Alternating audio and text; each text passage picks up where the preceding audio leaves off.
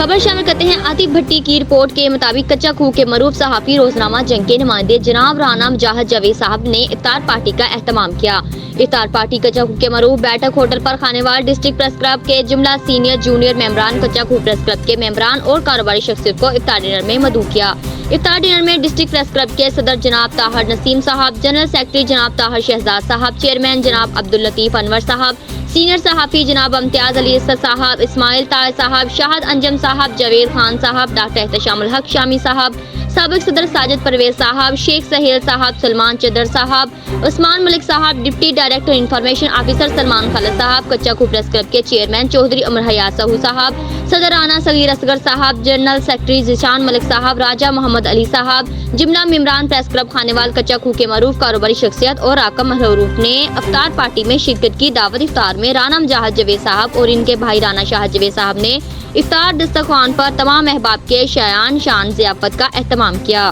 رانا برادران نے افطار ڈنر میں شریک صدر press club, general secretary press club Khanewal سمیت جملہ احباب کی شرکت پر ان کا شکریہ ادا کیا۔ ہماری تمام احباب کی دعا ہے کہ اللہ پاک رانا صاحب کے رزق میں برکتیں عطا فرمائے اور دسترخوان میں مزید وسعتیں عطا فرمائے، آمین یا رب العالمین۔